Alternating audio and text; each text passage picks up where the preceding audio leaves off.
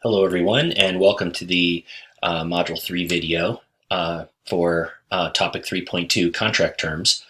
And this is the second week that we are spending on contract terms. So this is the intro video, so we'll just spend a few minutes going over the graphic, the 4 R's, and the learning objectives. Okay, let's see here.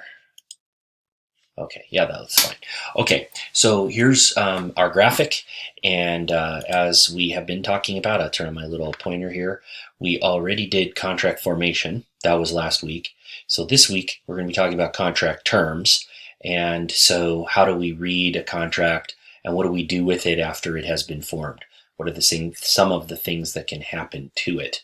That's what we'll be doing today. And then when we're done with topic 3.2, then we will be done with the orange section, and then we will move in next week into what do we do, what are some of these contracts for. So the first thing you have to do after you form a company, of course, is to raise capital, and so we will do that either by selling securities, which is a very risky thing to do, and or borrowing money. So we will do that in the blue circle next time. Okay, so for the 4 R's, this is very similar to last week. Last week, though, we talked about the formation of a contract, and so what are the rules, rights, relationships, and risks associated or that you have to think about when you're forming a contract. Now, this week, we're going to look at the rules for what do you do with the contract once you have it. How do you assign it? How do you delegate authority, so forth, to other parties? And then the rights that the parties have, of course, are written in the contract, are part of the contract, so the rights are obligated there. The contract governs the relationship between the parties. So although there are laws that provide some basic rules and rights, most of that relationship is governed by the contract itself. And then last but not least, probably the biggest concern here is how does the contract either create or limit risks for the parties.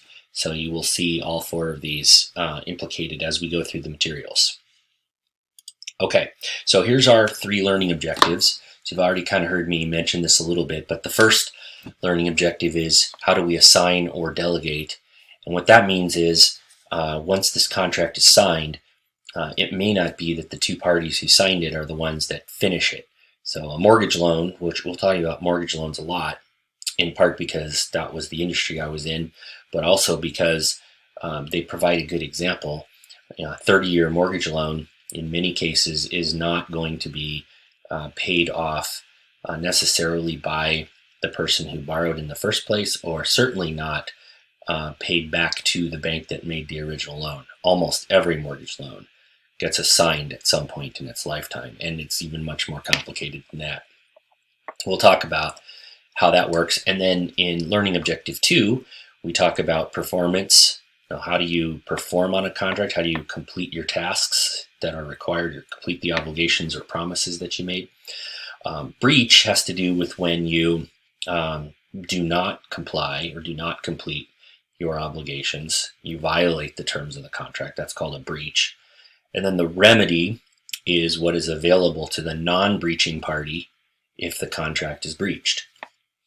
And then the last thing we're going to do is talk a little bit about how do you interpret an unclear contract, which happens all the time. No matter how much money you spend, or time you spend trying to negotiate a contract, it's often leaves some lack of clarity, and you have to know how these contracts will be reviewed or interpreted later by the parties or by a court. So we'll spend the last learning objective talking about that. Okay, that's it for the intro video, and I will see you in the learning objective number 1 video. Thanks.